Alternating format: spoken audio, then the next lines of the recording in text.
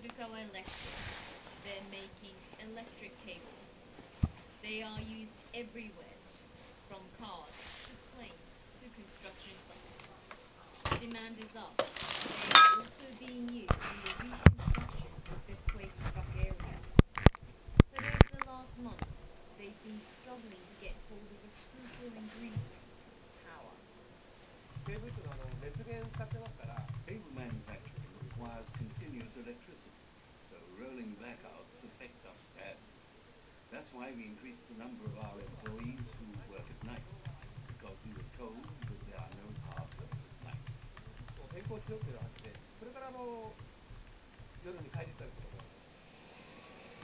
The power cuts have been extremely unpopular among businesses.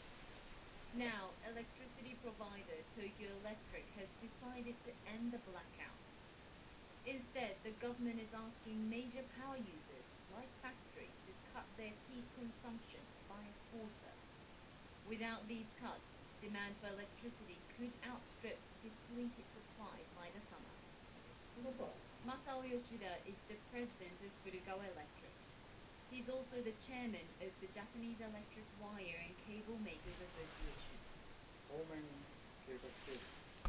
news that there won't be any more rolling blackout. I'm sure we can all work together to save enough energy.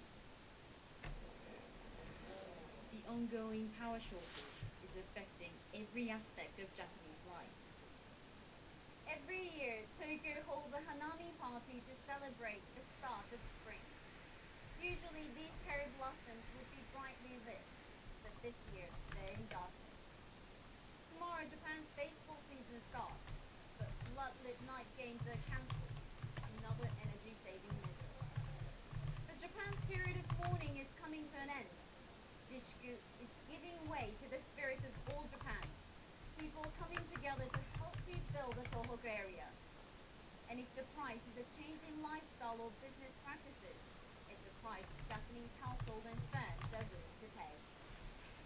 Mariko, BBC News, Tokyo. For more coverage on Japan 1 month on from the earthquake, check out our website, bbc.com/Asia-Business. And as Mariko mentioned there, the government decided on late Friday that it will ask major power users like factories to cut their peak consumption by a quarter. Can they maintain full productivity?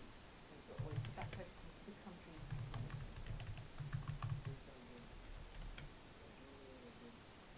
Factories, offices, and households all need to save electricity. But we can't allow it to affect the manufacturing sector because it's crucial to Japan's economic growth. Whereas at home, individuals can save energy much easier. When I was a child, there were only 2 light bulbs in each household. No fridge, no aircon. I expect electricity shortages to last for 3 to 5 years, so people will have to get used to saving energy at home. The Japanese people are wise, so if we explain clearly, I am confident they will cooperate. What about compensation if Tokyo Electric can't afford to pay it all? Will the government step in? TEPCO is covered by insurance, and it's got money, so I expect it to exhaust its finances before asking us to step in. But the government has responsibility to back them up if necessary, especially to reassure the Japanese people. There are reports that TEPCO might get nationalized. Is that likely to happen? There is no way. If nationalizing TEPCO can make it a better company, we would consider it. But I think it would make it more inefficient.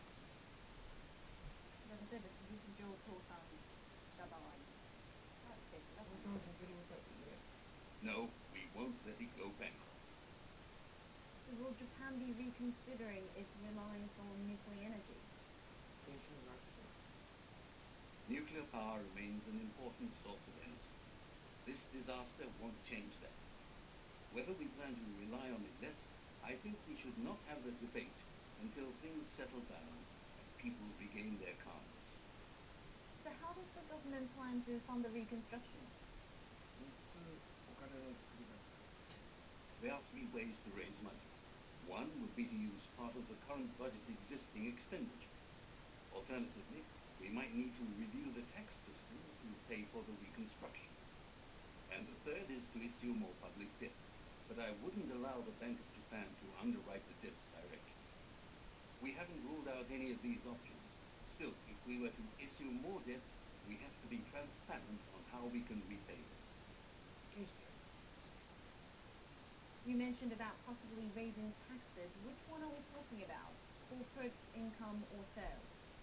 じゃあどれが引き上げられるか We are not ruling out any tax hikes, but we haven't started discussing about it, so I have no details at this point. But sooner or later, anyone living outside the quake-struck area would need to share the burden. Both the Japanese people and the government are aware of this. Chief Cabinet Secretary and government has meanwhile stressed that the country will be able to fund post-quake reconstruction without the Bank of Japan underwriting government bonds. The Japanese government has estimated an initial spending package could reach almost $50 billion. And while the debate over who's picking up the post-quake reconstruction bill rages on, Japan's car sector has certainly felt the financial impact of the disaster. Shortages of parts due to power cuts and other disruptions have hurt operations. Speaking to the BBC, a Nissan spokesperson says the company will only start ordering and getting parts from suppliers from today. Earlier, I asked Tatsuya Mizuno, an independent auto analyst, how much longer before Japan's automakers return to key earthquake production levels. It is difficult to comment at this moment because totally the supply chain was damaged, destroyed, and for a car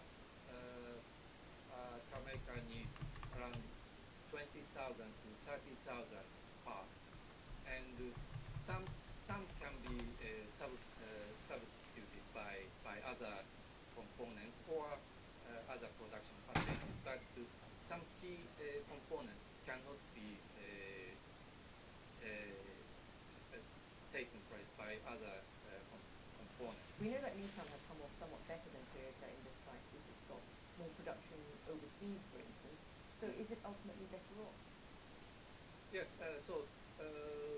there is difference in strategy, and Nissan took such strategy several years ago, and they shifted their production facilities more to overseas market, and they put emphasis on emerging market compared to Toyota.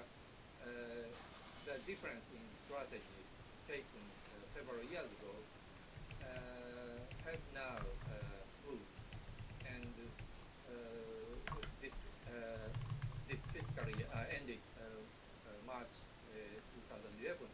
So Nissan's operating profit is almost equal to Toyota, which is totally unthinkable several years ago.